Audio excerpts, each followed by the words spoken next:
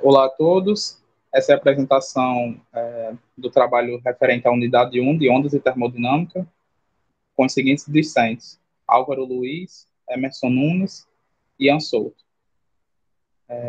Essa disciplina é ministrada pela professora doutora Subênia Carine de Medeiros, no âmbito da UFESA, no semestre 2020.2. A gente vai estar introduzindo primeiro o conteúdo de elasticidade, com os seguintes tópicos, posteriormente o conteúdo de movimento periódico, mecânica dos fluidos e algumas aplicações desses estudos. A gente vai estar praticamente fazendo um apanhado ou resumo, uma síntese assim, explicativa para vocês em relação aos conteúdos vistos na unidade 1 dessa disciplina. Então, começando aqui com elasticidade, a gente primeiro tem que ter algumas noções, assim, pegar alguns conceitos para poder chegar no que é elasticidade, como ela ocorre no nosso cotidiano e nos materiais que a gente encontra no cotidiano. Então, pela figura aqui, a gente vê que tem um objeto. Tentei pegar uma figura do objeto aqui, vocês veem que ele é meio cúbico, né? Tem uma base retangular e outra meio cúbico, como um quadrado, quer dizer. E a gente vê que foi selecionada uma face, a face superior. Se vocês perceberem, a gente pode ter nessa face a questão de uma força de tração, que é quando você tem uma força perpendicular ao objeto, a uma das faces do objeto, tentando puxar ele. Então, para introduzir essa definição de tensão, eu vou estar falando de forças. A tensão ela pode ocorrer de três tipos. Dado que você tem um material e uma certa área, pode ser a área de cima, da direita, da esquerda, de baixo.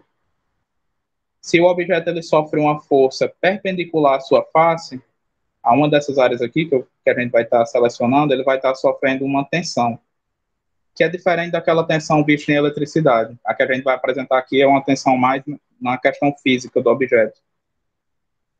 Aí, essa tensão ela pode ser de tração, que é quando você tenta esticar o objeto, alongar, pode ser pode ser causado por uma força de compressão, quando você tenta diminuir o objeto, comprimir, espremer ele, ou essa força ela pode não ser perpendicular, porque vocês veem aqui que forma um ângulo de 90 graus. Ela também pode ser tangente à superfície, então ela vai ser uma força de cisalhamento. Aí, no caso, tem esses três tipos, e, e ela é dada pela relação força sobre uma área. Como eu falei aqui, é uma força atuando numa determinada área. E ela tem essa seguinte fórmula, que é bem similar à nossa fórmula de pressão. Na verdade, é a mesma fórmula, né? Então, a mesma unidade. A gente vai ter Pascal ou as outras unidades de pressão, como atmosfera, bars. Aí, o que seria uma deformação? A deformação é a relação de você tem um objeto e ele mudou de comprimento, mudou de volume, mudou o seu tamanho de alguma maneira, por conta dessas forças aplicadas. Então, você gerou uma deformação naquele objeto, como é mostrado aqui nesse GIF do celular. A pessoa está gerando uma deformação no objeto. Então, na física, a gente tem a deformação com esta fórmula. Nesse caso aqui, é uma deformação de dilatação, que a gente tem a variação do comprimento, o comprimento final menos o comprimento inicial, sobre o comprimento inicial. Como a gente pode ver, é uma divisão ou fração de elementos de uma mesma dimensão. A gente tem aqui a dimensão comprimento, a unidade comprimento, pode ser em metros, centímetros. Então, quando a gente divide uma unidade por ela mesma, vai dar um valor adimensional. Então, a deformação, ela é como se desse um valor 0,5, 0,2 de deformação, que a gente pode levar como uma porcentagem. O objeto foi deformado 50%, porque o seu valor final dividido pelo inicial deu 0,5, por exemplo. Aí já, quase chegando na questão de elasticidade, a gente vai ter a relação do módulo de elasticidade. O que seria isso? É uma fração entre a tensão aplicada em uma área ou em um conjunto de áreas do objeto sobre a deformação que ocorreu. Isso vai ser o nosso módulo de elasticidade. Esse módulo de elasticidade é importante porque os diferentes materiais que a gente tem por aí, constituídos de aço, ferro, madeira, couro, qualquer coisa utilizado no cotidiano ou no estudo, eles sofrem deformações. Então, é importante você ter esse módulo para cada tipo de material, porque mesmo todos sofrendo deformações, eles sofrem de maneiras diferentes. Então, cada um vai ter um valor do módulo de elasticidade de forma diferente. Por isso que há essa preocupação na física, de se calcular essa relação. Então, ele segue a lei de Hooke para determinadas condições que a gente vai estar mostrando, que a lei de Hooke... vou voltar aqui.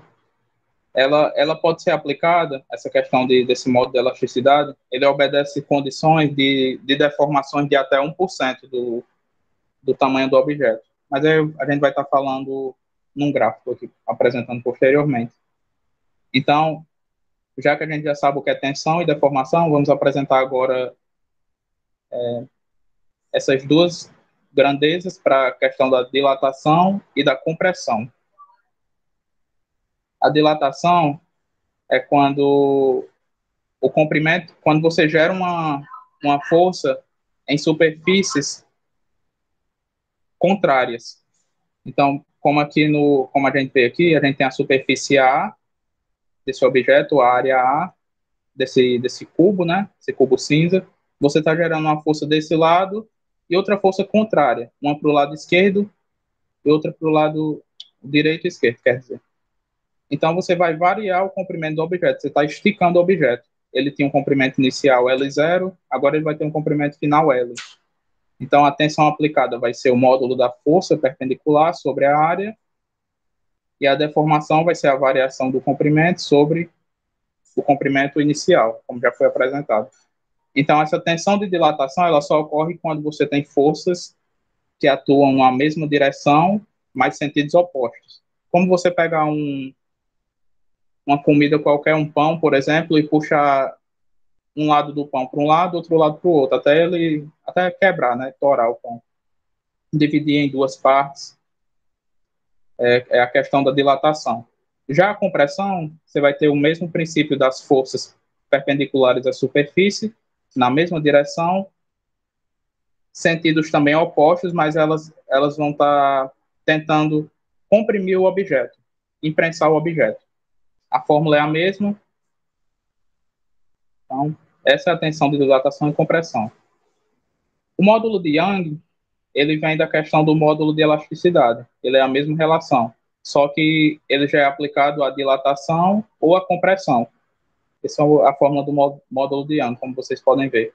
Tensão, dilatação, força sobre área, deformação, variação sobre o inicial, e nos dá essa fórmula aqui, quando a gente faz uma fração dividida pelo inverso da segunda. E quando a gente desenvolve essa equação, ela tem a mesma unidade da pressão, em Pascal, em ATM, em bars. E como eu havia dito, ela é um valor específico para cada material. A gente também pode ter a tensão e deformação volumétricas, que é quando o objeto está dentro de um fluido, que pode ser o ar, pode ser água, pode ser óleo, diversos tipos de fluidos, que a gente vai estar explicando posteriormente o que é um fluido. Então, quando um objeto está dentro desse ambiente, quando o objeto está dentro desse ambiente, ele vai sofrer uma tensão e deformação volumétricas. Ele pode sofrer. Então, a fórmula vai estar aqui, ó, pressão é a força perpendicular sobre uma área, a mesma fórmula, só que vai ocorrer da seguinte forma. Acho que eu não separo a imagem, mas quando um objeto está dentro de um fluido, o fluido ele gera forças perpendiculares às pequenas áreas daquele objeto. Quando é um cubo, né, vai gerar uma força à direita, à esquerda, em cima e embaixo, tentando comprimir aquele objeto. Então, quando você está dentro de um fluido, o objeto está dentro de um fluido, ele vai sofrer forças de compressão, sempre. Aí, quando você tem um objeto meio deformado, que ele não é um cubo, não é um paralelepípedo, algo do tipo, ele vai sofrer forças perpendiculares às pequenas superfícies que o objeto tem. Porque como ele não é um objeto ideal, né, ele vai sofrer em várias superfícies, no caso, tentando comprimir ele ao mesmo tempo. Então, essa equação vai ser a força aplicada em diversas áreas. A deformação volumétrica é a variação do volume sobre o volume inicial, é o mesmo raciocínio, né, de comprimento, e aqui vai ter o módulo de compressão. Ele recebe um sinal negativo por conta do volume ele diminuir, de a gente ter um valor negativo, porque essa variação de volume, o volume final vai ser menor do que o inicial, então dá um valor negativo. Só que o módulo, ele é apresentado como um valor positivo na forma convencional. Então, para transformar esse valor negativo aqui, que vai pela, pela, pelas operações matemáticas vai dar negativo, a gente coloca um sinal negativo na frente. Simplesmente isso, para dar um valor positivo do módulo. Então, para chegar em elasticidade e plasticidade, a gente aprendeu o que era tensão, deformação, que os objetos podem sofrer e que cada um tem as suas particularidades, né? Então, todo material ele possui um limite de alongamento. Você pode alongar um material até certo ponto, que aí ele não vai conseguir voltar mais para o tamanho original, ou ele pode até se romper, sofrer rupturas. Para valores de dilatação que um objeto sofra até 1%, a gente tem a lei de Hooke. Ela é aplicada para esses valores. Então, olhando aqui essa figura, que é um gráfico, a gente tem que esse eixo daqui é o eixo referente à deformação, em porcentagem, quanto de deformação o objeto ele sofre, e esse eixo daqui é o eixo de tensão aplicada. Então, se você aplica uma tensão e o objeto é deformado em até 1%, por exemplo, você estica algum objeto até 1% do seu tamanho original, ele vai voltar, geralmente o objeto ele volta para o seu estado original, dependendo do objeto. A maioria obedece essa lei. E de forma linear. Ele vai voltar, vai ser dilatado também, vai ser esticado de forma linear. Só que passando de 1%, ele também vai voltar para o seu estado original, só que de maneira não linear. Vocês veem aqui que está seguindo uma reta, aí ela já mudou de formato. Mas então, até aqui, ele vai voltar ao seu tamanho original. E a lei de Hooke ela só se aplica até 1%, valores menores que 1%. Mas aí, a partir do ponto B de deformação, se você esticar um objeto, alongar, ele vai sofrer uma deformação plástica, não mais elástica, que eu acabei esquecendo de falar. Até aqui é elástica, daqui em diante é plástico. O objeto, quando você esticar, a partir daqui, sei lá, 5% do seu tamanho, é, é muito provável, dependendo do objeto, que ele não volte mais para o tamanho original. Se ele tinha 5 centímetros e você deformou ele mais de 5%, por exemplo, do seu tamanho, pode ser que ele fique com 5 ponto alguma coisa de tamanho, quando você parar de alongar ele, o objeto. Então, é a deformação plástica. E se você continuar alongando até mais ou menos mais do que 30%, dependendo do objeto, do material, ele pode sofrer uma fratura, uma ruptura. Então, existe o limite elástico, que é o limite que a gente sabe que o objeto vai voltar para o seu estado original. Ele é deformado, mas ele volta. Aí tem a questão do comportamento plástico, que é depois do limite elástico, e temos o ponto de ruptura, que é quando o objeto foi tão alongado que acabou partindo, quebrando, se rompendo. Agora a gente vai falar um pouco sobre movimento periódico, que também foi um assunto visto na disciplina, introduzindo a questão de oscilação. Quando é que ocorre uma oscilação? O que é uma oscilação? Ela é causada geralmente por uma força inicial num sistema. Você tem um sistema de uma mola, ou um sistema de um pêndulo, ou um sistema parecido, que tenha comportamentos de movimento circular, por exemplo. quando você gera uma força inicial, como esse GIF aqui desse pêndulo, que a gente vai estar explicando posteriormente, foi gerada uma força inicial, a massa que essa esfera foi colocada no ponto B, e o movimento começou a prosseguir entre o ponto B e C, nesse formato semicircular, né? Então, para ocorrer uma oscilação, você tem que ter primeiro alguma perturbação no sistema. Pode ser uma oscilação.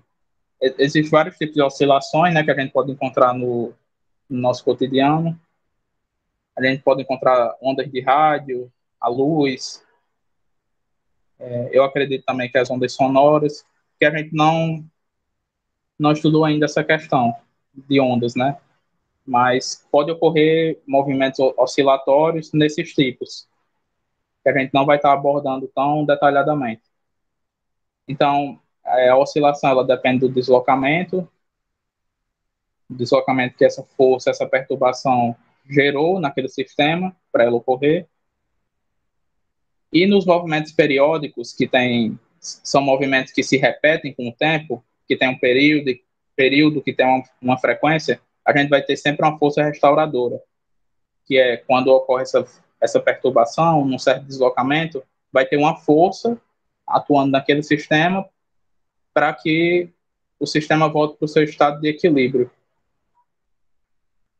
Então, o que é o período e a frequência? Quando a gente tem um movimento periódico, que ele vai se repetir com o tempo, período é o tempo necessário para você ter um ciclo completo daquele movimento. Por exemplo, um pneu de uma roda girando, um ciclo completo é você pega um dos pontos naquela roda e espera ele dar a volta toda e marca o tempo que foi dada essa volta toda. Isso é um período, por exemplo. Mas aí já em gráficos na matemática, a gente pode ver que se você pegar dois pontos iguais num certo gráfico de uma curva que tá analisando um movimento periódico, esse daqui vai ser o período. Quando você pega o tempo necessário, por exemplo, daqui até aqui, isso vai ser o período. A frequência, por exemplo, você tem uma certa quantidade de eventos, esses giros da bicicleta, em 5 segundos, por exemplo, num determinado tempo. Aí você quer saber quantos giros ocorrem em 1 segundo, em 2 segundos, 3. Isso aí vai ser a nossa frequência, que ela vai ser o inverso do período. Como a gente vê aqui na fórmula, a frequência ela é 1 sobre o período e o período é 1 sobre a frequência. Porque a frequência ela dá a quantidade de eventos e o período dá o tempo em que esses eventos são realizados. Então, um é o inverso do outro. Um é a quantidade de eventos, o outro é o tempo para aqueles eventos. Aí, como está aqui, essas duas grandezas são inversas entre si. Aí podem ocorrer movimentos de baixa frequência. Vocês veem aqui, ó, que para vir daqui de cima até aqui demorou bastante tempo. Já nesse outro gráfico tem uma alta frequência. Vocês veem que o tamanho a quantidade de tempo de ocorrer um evento daqui até aqui é menor do que esse. E amplitude, o quanto por exemplo, se for um evento de deslocamento, o quanto de deslocamento ocorreu naquele evento. Aqui vocês veem a amplitude, que é do ponto zero até o máximo daquele evento que ocorreu. Isso vai ser a nossa amplitude. Entrando agora na questão de movimento harmônico. A gente vai estar abordando apenas o movimento harmônico simples, que é um movimento que pode ser observado quando a gente está trabalhando com sistema massa-mola ou sistemas com pêndulo, que a gente vai estar abordando apenas o pêndulo simples. Ele é similar ao movimento circular, como vocês veem aqui. Quando, quando a gente pega, por exemplo, um sistema massa-mola e gera uma força para puxar esse objeto de massa M para baixo, que a mola vai ficar subindo e descendo, a gente vai perceber que vai obedecer esse gráfico aqui. A mola subindo e descendo vai formar um gráfico senoidal que pode ser representado por um movimento circular. No caso, a nossa amplitude, que é essa questão da faixa de baixo até em cima, ou até aqui, essas medidas de quanto da mola foi deslocado, a gente vai ser o tamanho do raio do nosso movimento circular, no caso. Por estudos empíricos, foi possível perceber que havia essa similaridade de um movimento harmônico simples e um movimento circular. Aí sempre no movimento harmônico simples, a gente vai ter a ação da força restauradora. Por exemplo, você puxa a mola para baixo, você vai ter uma força causada pela mola, pela, pela que obedece à lei de Hooke, em que a mola ela vai tentar se comprimir para voltar para o seu estado de equilíbrio, o estado que ela estava parada antes de você puxar o objeto. Com isso, ela vai tentar voltar para o equilíbrio, fazendo o objeto subir, ao mesmo tempo que o peso vai tentar puxar o objeto para baixo. Então, vai ter essa oscilação. Então, se for desprezado o atrito do ar e considerado apenas a força restauradora, força-peso, a gente vai ter esse movimento infinito. Depois que a força é aplicada, o movimento não para e segue esse padrão. Mas aí, nem todo movimento periódico pode ser considerado harmônico. Por quê? O movimento harmônico, ele é um tipo de movimento que relaciona justamente o deslocamento com a frequência, o período do, dessa perturbação que ocorreu. Então, nem sempre um movimento periódico ele vai ter essa proporcionalidade de deslocamento e essas outras variáveis. E a gente vai ter a presença da frequência angular. Por conta do movimento ele ser similar ao movimento circular, a gente pode encontrar uma frequência angular em que o movimento ocorre. Então, em resumo, esse é um movimento harmônico simples. A gente vai ter aqui algumas fórmulas, que é a questão da frequência angular no movimento harmônico simples, vai depender da variável de constante da mola, por exemplo, se a gente está tratando de molas, sobre a massa. A frequência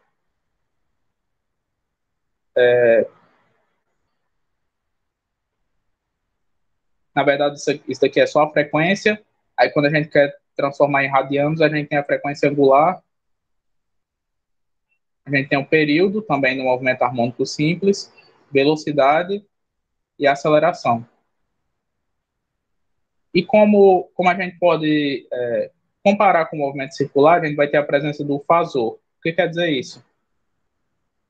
Digamos que a mola ela começa um movimento alguns centímetros para cima. Então, vocês veem que ela vai ter esse comportamento de começar mais ou menos aqui em cima, e não no ponto zero. Então, essa marcação aqui, esse vetor que tem no círculo, ele já vai ter um ângulo inicial. Ele já vai ter um deslocamento diferente de que se ele estivesse assim, na horizontal, apontando para cá, no ângulo zero. Então, quando a gente compara com o movimento circular, vai ter esse vetor girante, que é o nosso fasor. E o período de frequência ele não depende da amplitude. Já o deslocamento, a velocidade e a aceleração, eles são proporcionais à amplitude. Como vocês veem aqui na velocidade, a gente vai ter a presença da amplitude, na aceleração também. E como eu falei, vai ter um ângulo de fase, que é quando o movimento ele ocorre não no ângulo zero, mas no ângulo deslocado, quando comparado ao movimento circular. A fórmula de energia ela vai ser a soma da energia cinética. Quando ocorre o movimento, ocorre uma variação na velocidade, então vai ter uma energia cinética. E a energia restauradora, que no nosso caso vai ser a energia potencial elástica. Então a soma dessas energias vai ser constante. Enquanto está ocorrendo o movimento, está ocorrendo a conversão entre energia cinética e energia potencial. E vai depender Se a gente quiser trazer para amplitude, vai virar essa fórmula aqui. Vai se tornar essa fórmula. Pode ser calculada apenas com amplitude e com a constante da mole. Aí o pêndulo simples, como aqui mostra, você tem um objeto que ele está preso num cabo, numa corda, num fio, a uma certa superfície superior, e a gente vai ter a ação da força peso, que ela sempre aponta para baixo, e a força tração. Como vocês veem aqui, durante esse movimento, a gente vai ter a força, vai ter as forças constituintes da força peso do objeto, para X e para Y, e a força tração. E o ângulo vai mudando aqui, como a gente pode ver. Então, ele é um movimento que pode ser considerado harmônico simples, em que um corpo vai estar suspenso por um fio. As fórmulas vão ser um pouco diferentes. A gente vai ter aqui a velocidade angular, a frequência e o período um pouco diferentes, porque vai ter a ação da força-peso, vai ter a ação da gravidade. Mas ele segue os mesmos princípios do movimento harmônico simples. Agora eu vou passar a palavra para o outro rapaz, vai explicar a mecânica dos fluidos. Bom, meu nome é Álvaro, eu vou estar falando sobre essa parte do conteúdo, né, sobre os fluidos, e dando uma leve passada por esse assunto, rapidamente assim, explicando por cima sobre, né, dar uma noção aí do que se trata. No próximo slide aí, a gente vai falar sobre a densidade, que a densidade é só uma relação entre a massa e o volume. Ou seja, se você tem uma baixa densidade, significa que você tem uma massa pequena para um volume grande. E se você tem uma densidade grande, significa dizer que você tem uma massa grande para um volume pequeno. Nessa imagem aqui, a gente vê 4 materiais: madeira, cobre, cortiça e ferro. E a gente vê pela imagem que eles têm o mesmo volume. Então, se eles têm o mesmo volume, significa que o cobre, que tem 9 gramas, ele é o mais denso, seguido do ferro, que tem 7,8, seguido da madeira, 0,6, e da cortiça, 0,2. Ou seja, o cobre é mais pesado, mas ele ocupa o mesmo volume da cortiça, que é bem mais leve. A gente vai estar... a densidade é bastante comum em materiais homogêneos e ela é simplesmente calculada pela relação de massa e volume.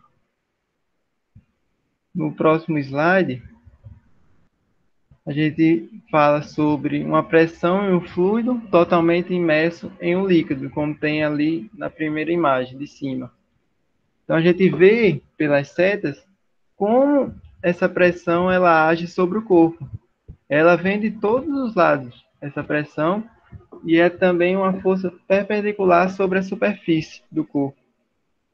Tem uma unidade de Pascal e, seguindo essa imagem de baixo, a gente pode ver a ação da pressão atmosférica no ponto A e B. Aqueles traços ali, eles não estão lá por acaso. Eles estão mostrando para a gente que o H, a altura em A, é maior do que B. E no próximo slide a gente vai estar vendo que essa altura influencia na determinação da nossa pressão. Passando para o próximo slide, a gente vai ter que... A gente não vai desprezar o peso do fluido em um recipiente e que, justamente como eu tinha comentado, a altura interfere na análise de um objeto dentro de um fluido. A gente vai ter a equação de Stevin, pressão igual a pressão atmosférica, mais a densidade vezes a gravidade, vezes essa altura. Então, quando você mergulha na piscina, você fica totalmente imerso nela, e você sente um aperto maior, uma pressão, você vai estar vendo que essa pressão ela vai estar relacionada com esse H, com essa altura. Porque a pressão atmosférica é uma constante, a gente vai ter a densidade do líquido, por exemplo, na piscina, a água, a gente vai ter uma gravidade, que é outra constante, e a gente vai ter esse H, a altura. Então, quanto maior for esse H, maior vai ser a pressão exercida sobre você, que seria o corpo em questão.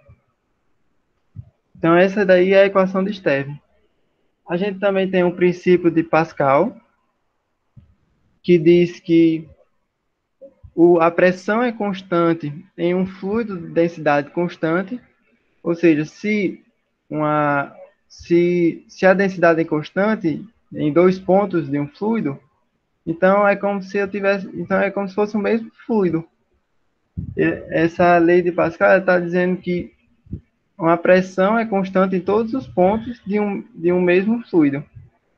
Então, quando a gente tem aí, né, esse gifzinho, né, dos tubos, e a gente já comentou previamente que a pressão é igual a força dividido pela área, né? É uma força aplicada em uma determinada área. Eu igualo a pressão do ponto 1 com a pressão do ponto 2. Substituindo, eu tenho que a força de 1 sobre a área de 1 é igual à força de 2 sobre a área de 2. Se eu passo a área de 1, por exemplo, para o outro lado, dividindo, e eu tenho que essa área de 1 é menor do que a área de 2, então eu estou dizendo também que a força de 2 ela é maior do que a força de 1. Elas são, pela relação, são proporcionais. Pode o próximo slide. Vou estar falando sobre a pressão absoluta e a pressão manométrica. A pressão absoluta é o que a gente viu na equação de Stern. Ela inclui a pressão atmosférica e a pressão do fluido sobre o corpo. Ela é como se fosse a pressão total. E a pressão manométrica, ela vai ser a diferença entre a pressão absoluta menos essa pressão atmosférica. Então, a gente pega a equação de Stern de novo, volta o P para o outro lado, e a gente vai ter que a pressão manométrica é igual a densidade vezes gravidade vezes altura. Então, por isso que a gente fala que ela está desconsiderando a pressão atmosférica. Ela também usa a equação de Stern. E no próximo slide, vamos estar falando sobre o impulso. O impulso ele é uma força que o fluido exerce no corpo. Usando de novo o exemplo da piscina, quando você imerge totalmente na piscina e você se sente mais leve, aquilo ali é a força impulso, que tem um sentido contrário à sua força peso. Então a gente pode dizer que o impulso é igual ao seu peso menos o seu peso aparente. O seu peso aparente vai ser o seu peso quando você estiver totalmente imerso na água. E pela mesma relação, a gente pode dizer que o peso aparente vai ser o seu peso normal menos o impulso. Por quê? O seu peso vai estar exercendo uma força para baixo e em reação vai surgir o impulso exercendo uma força para cima. No próximo slide, a gente vai ter a equação de Bernoulli, que a equação de Bernoulli ela é uma constante e ela vai ser muito útil para a gente analisar a hidrodinâmica nos fluidos, né? E analisar o escoamento em encanamentos, por exemplo, usina elétrica, voo de aeronaves. O que é que a equação de Bernoulli está dizendo? A gente vai pegar 2 pontos quaisquer desse encanamento e a gente vai fazer uma relação entre eles. Para fluidos para análises estáticas, né, hidrostáticas, a gente pode dizer que, e também considerando que o líquido seja o mesmo em todo o encanamento, a gente pode dizer que a área, que as pressões são iguais. Então, você pode igualar a pressão do ponto 1 com a pressão do ponto 2, e, e fazendo as substituições, você vai ter que o, a velocidade vezes a área do ponto 1, a velocidade de 1 vezes a área de 1 vai ser igual à velocidade 2 vezes a área 2. Para hidros estáticos. E para líquidos em movimento, a gente vai estar utilizando essa equação do Bernoulli, que da mesma forma, a gente vai pegar dois pontos e vai fazer a relação entre eles. A gente tem que a pressão mais a densidade vezes a gravidade vezes uma certa altura mais 1/2 da densidade vezes a velocidade do ponto 1 ao quadrado, igual à mesma relação para o ponto 2. E também, logo de cara, assim, analisando o GIF, a gente pode perceber algumas coisas. A gente pode perceber que a velocidade de 1 é maior do que a velocidade de 2. Assim como a área de 2 é maior do que a área de 1. Isso é justamente pelaquela relação que eu falei para líquidos, fluidos estáticos. Essa análise estática que a gente faz nesses fluidos vai dar para a gente essa informação, confirmando para a gente. Porque você igualando, né, as pressões em um mesmo momento, do ponto 1 e o ponto 2, e comparando, você tem essa relação de velocidade vezes a área igual a velocidade da outra vezes a área do outro ponto. E vai estar mostrando para a gente essa relação. E terminou. Olá a todos, meu nome é Ian Souto, eu vou dar continuidade à apresentação, falando um pouco sobre as aplicações dos estudos da primeira unidade nas engenharias. Pode passar. O primeiro exemplo que a gente trouxe é o da bola de demolição. Em resumo, a bola de demolição é uma bola pesada, geralmente feita de aço ou ferro, e normalmente é presa por um cabo de aço a um guindaste. Esse cabo de aço também pode ser uma corrente, geralmente utiliza um ou outro. Ela é utilizada para demolição de construções, automóveis e vários outros objetos na área de engenharia civil e engenharia mecânica. E dependendo da sua utilização, deve-se escolher o tamanho do guindaste, o comprimento do cabo e o diâmetro da bola, adequado para cada tipo de demolição. E também escolher o material da bola, dependendo se vai ser demolido um carro, um prédio, uma casa, tudo isso tem que ser analisado. Pode passar.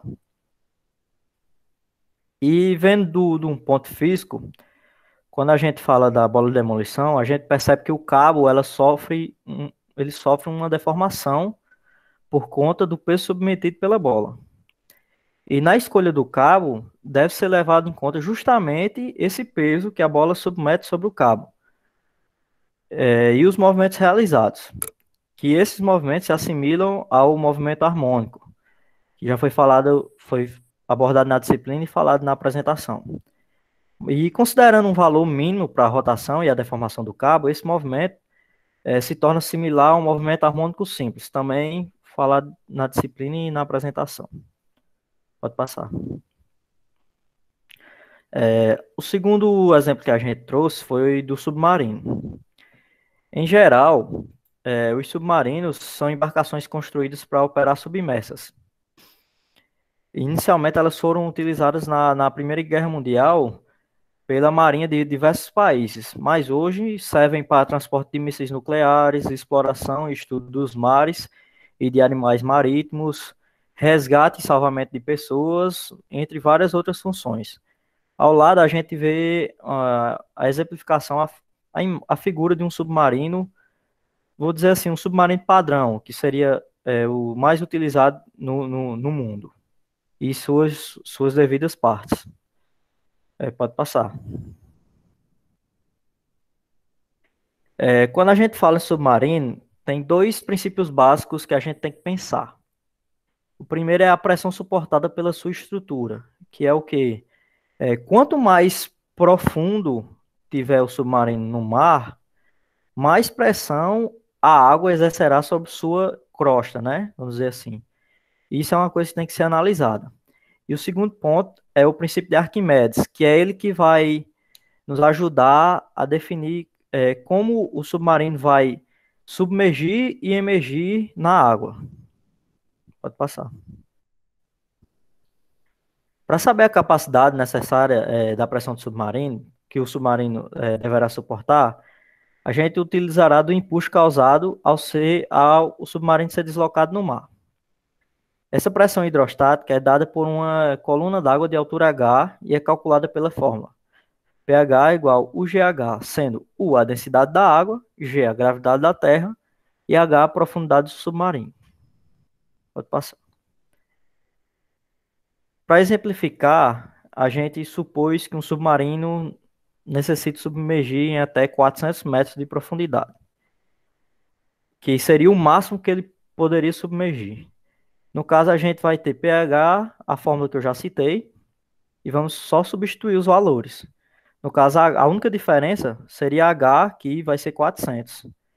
E a resposta que a gente tem é que a pressão que o submarino deve suportar é de 39 atm. Ou seja, na construção, deve-se construir uma crosta suficientemente que suporte uma pressão de até 39 atm.